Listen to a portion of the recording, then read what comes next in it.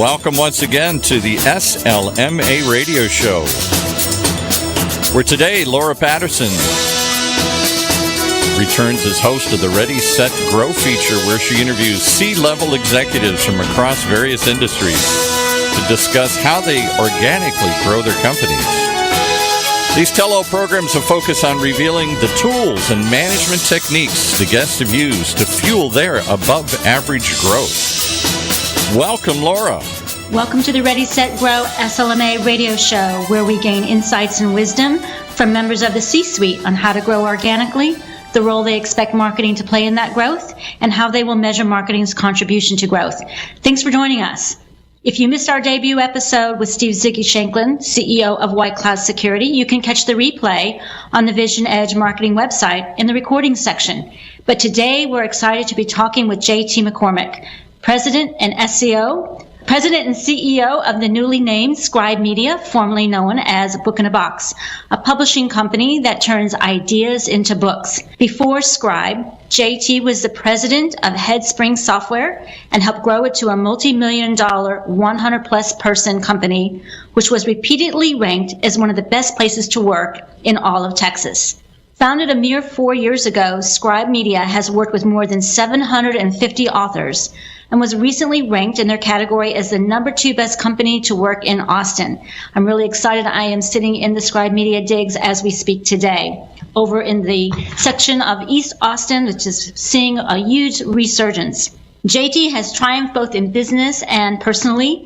He tells his own story in his book, How I Overcame Racism, Poverty, and Abuse to Achieve the American Dream, which tells the story of how he worked his way out of poverty, starting his career cleaning toilets, and eventually becoming the president of multiple companies. JT's journey serves as an inspiration for all of us, and I'm really delighted that he could join us today. Thanks for being with us, JT. Wow, Laura, thank you. I was waiting for someone else to walk in the room. Well, I'm really glad it's you. So let's talk about growth. As the CEO and executive for this company, Scribe Media, which I understand changed the name just not even a week ago. Yes, ma'am. Where is organic growth on your priority list? Wow, top of the list. You and I talked about this earlier, especially from an organic growth perspective. So we're, as you said, we're about 4 years old now. And we have no outside capital. So there's no debt, no loans, no venture capital, no private equity. And unlike many companies our age, we're actually profitable. So everything, we believe in organic. So that it's at the top of our list for us as far as growth is concerned. Congratulations on how far you've come in such a short period of time. And Vision Edge Marketing is similar to you. We believe totally in organic growth, and we're bootstrapped ourselves. We just turned 19, so we're pretty excited about that.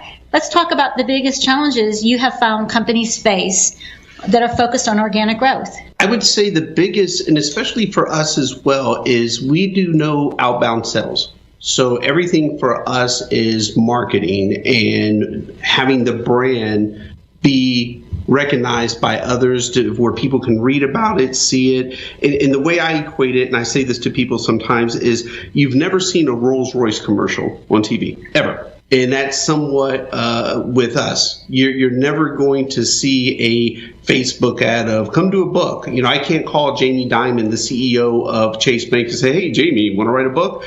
Either someone wants to write a book or they don't, and they hear about our brand, they hear what we do, and they want to be a part of it, and they want to do their book with us. But there's no outbound, there's no cold calling, so marketing truly is the driver for our brand. That's really exciting, and I'm assuming that as part of that marketing would be having a really good customer experience so that you have a high referral rate. Matter of fact, when I first joined the company, it's one of the drivers that actually brought me here. So I started as an author with the company long before I became the CEO. And I remember sitting with the 2 co-founders, and I said, you all need to put a heavier concentration on the author experience, because we're pretty much a product and a service company. What I mean by that is the service is the author experience, and the product is an incredible book. Well, they had nailed the incredible book part, but the author experience was horrible. So now we have them both together. So you have a phenomenal author experience, and you walk away with an incredible book. And I often say to our tribe, we don't say employees, we say tribe. I say to them, we want the author experience to be so great that even if you don't do another book with us, you just want to go back through the experience again. So that's our measurement. I think that's awesome. And I want to come back to talking about measurement, but you just said something really important that I think is a good segue into my next question. You talk about referring to your team as the tribe, yes, as opposed to employees. So having talked with you very briefly, I'm getting a sense of how important culture is, yes, in the way that you run this company. Can you tell us a little bit more about the role culture plays for this company, in any company that wants to grow, and wrap that up with sort of 3 characteristics that you think reflect a company growing? Culture for us, we hire for culture fit first, skill set second. We actually believe, now keep in mind when I say that, some positions require a 1-for-1, meaning you have to have the skill set and you have to be a culture fit. But we're always looking for culture fit first. And that's the driver behind what we do. Matter of fact, our principles and values, we have a public-facing culture doc where anyone can see this culture doc and even comment on it at any given time. But we don't call our tribe members employees. Employees, in my opinion, have become just throwaway to many, to many companies in our society now. So we value our tribe members, and so the culture, the tribe members, those are the leading factors behind what we do. But our number one principle and value is results. You have to drive results for the culture. And you could take this back all the way to the natives. If you were part of the tribe, but you didn't bring in the harvest, you didn't catch any fish, or you didn't help with a kill, you didn't get to be part of the tribe. You were out. And so with us, it's the same thing. The number one driver is still results, but we value results, people, and learning.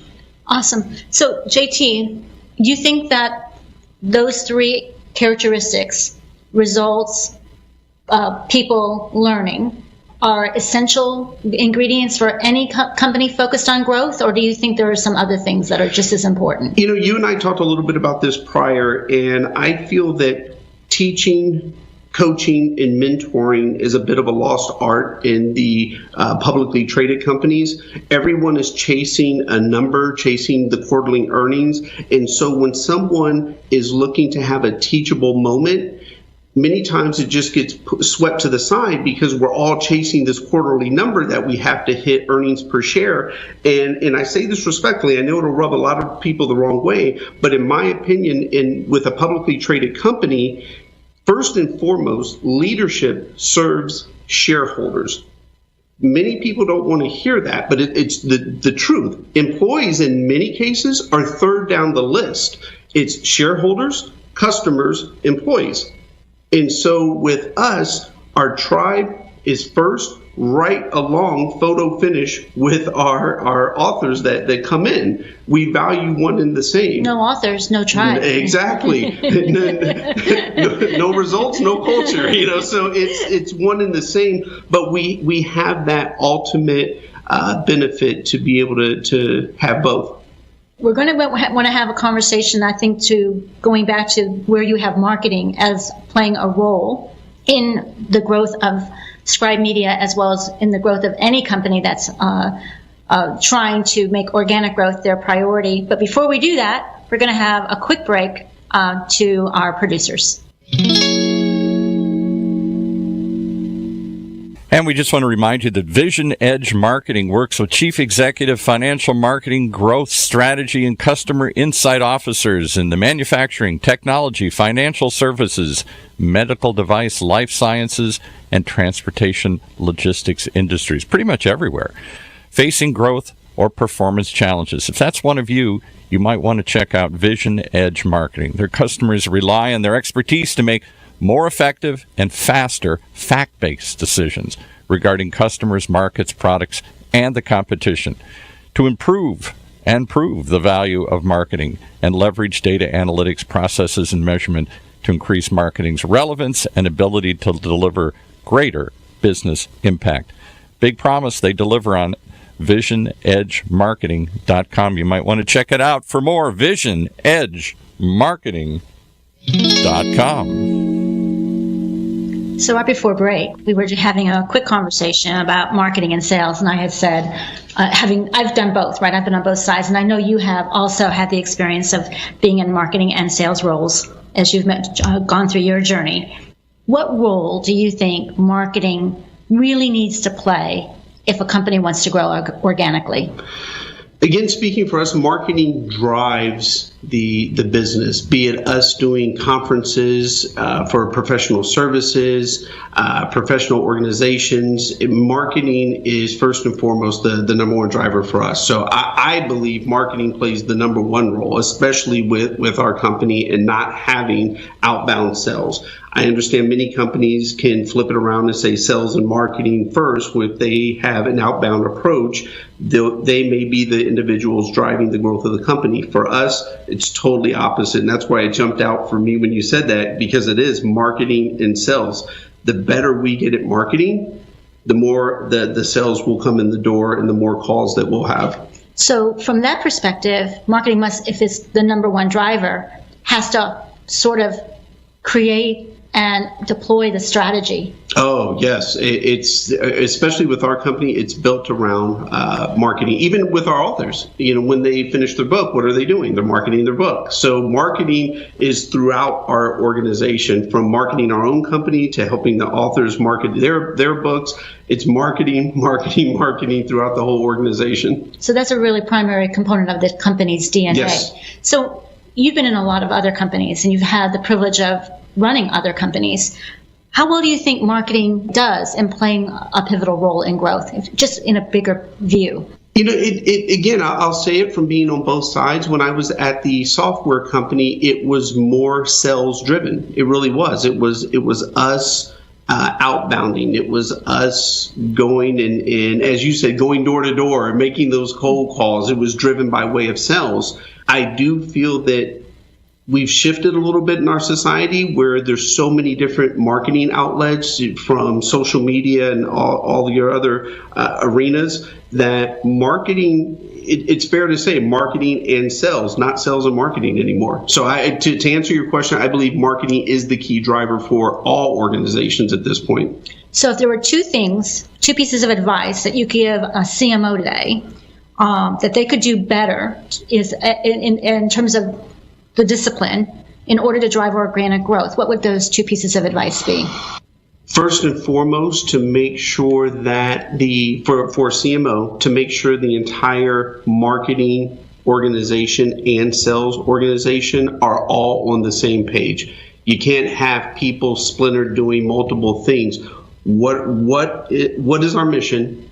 What are we trying to accomplish? Who are we trying to speak to? So many organizations, you have a CMO and they're doing just multiple things. And I've even read numerous articles, spoken to numerous C-suite executives, and they've even labeled the CMO the black box of the organization because they aren't quite sure, okay, what's that person do? We're going to come back to that. What's the second piece of advice? The second piece of advice is, I would say, to treat your tribe members, your team members, I won't say employees, with dignity and respect. And in many ways, allow them to be who they are, meaning don't try to put everybody in a box and make them work the way you want them to work. You will find that you will get so much value out of those individuals if you empower them to accomplish the mission, but by way of how they best can accomplish the mission. I understand what you're saying, and if we have time, I'll come back to that. But I want to talk about the first thing that you said, about being on the same page. A lot of people talk about marketing and sales alignment, and what I truly believe is it's not marketing and sales alignment. It's marketing and sales being aligned to the company. Yes. So it's really not about them aligning to each other. It's about being sure they're aligned to what, back to your point, the mission Yes. and vision of the company and working together in partnership, not marketing being aligned to sales. Exactly. Or marketing being aligned to marketing. You see that a lot. Yes. I remember one of the greatest fears, insecurities, when I was at the software company, we made the commitment that we were going to spend over $1 million in marketing for the upcoming year, and I really didn't understand it. And we went out and we got this contract CMO, and it was a black box for me to try to understand it. And it was one of the most valuable lessons that I went through. Expensive lesson, but a very valuable lesson.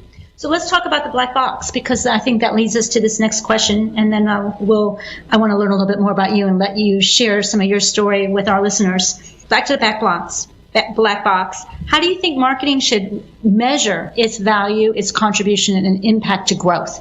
So you talked about the Arthur experience, but for the company, how can marketing in any company communicate its value, contribution, and growth to an impact to growth to the C-suite?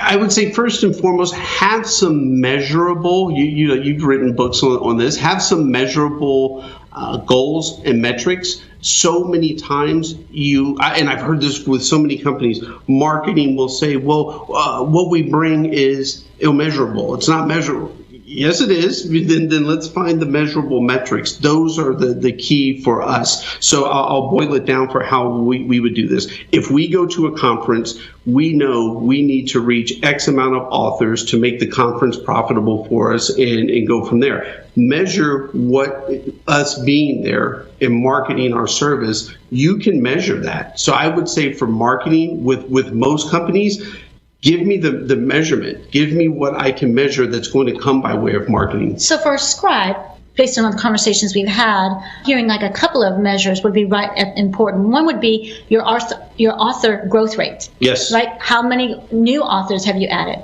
There might also be an author referral rate. Yes. Right? Because if they had a good experience, they would become advocates and word of mouth for you guys. So those would be some examples of measures beyond things like how many emails did we send out, how many hoots we sent or tweets, how many fans, followers, but really something more concrete to the results. Exactly. Would that be an example? That is, you can actually go in and have a conversation about that versus we sent out, 1,000 tweets this month.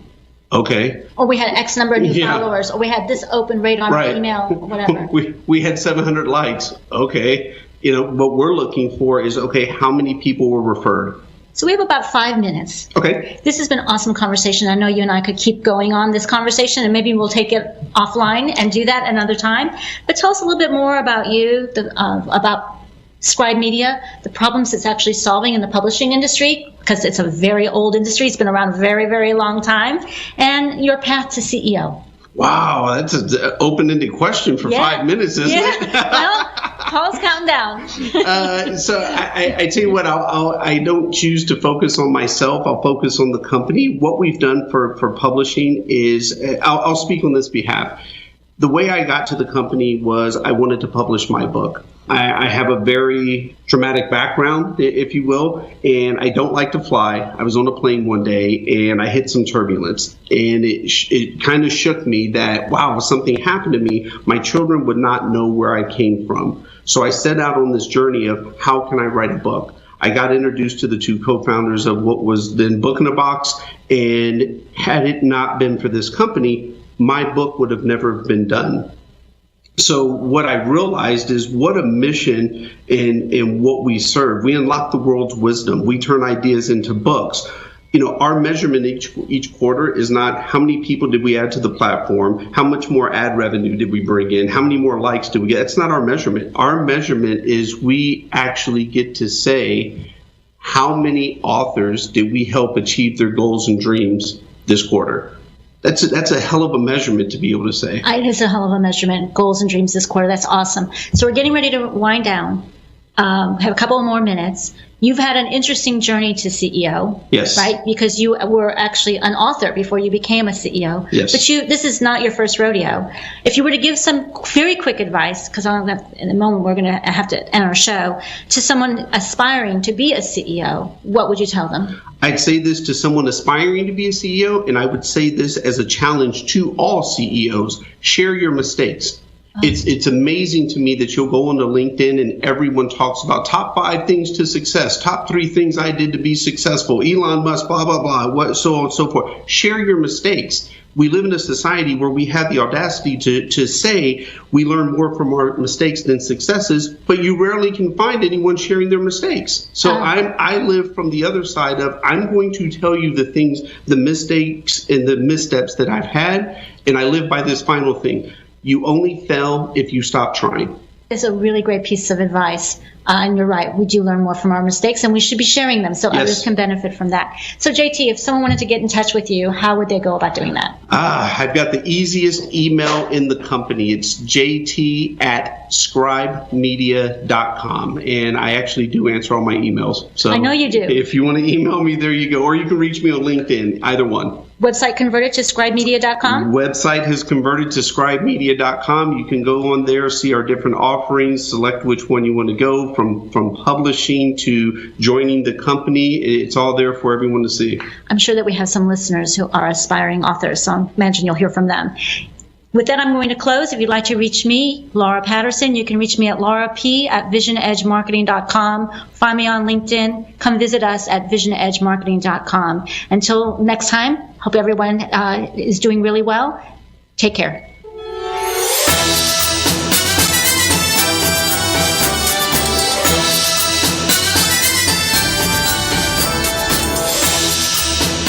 You've been listening to another episode of SLMA Radio. With our special segment, we'll be running periodically here, Ready, Set, Grow, with our new co-host, Laura Patterson, right here in the Funnel Radio Network for at-work listeners like you.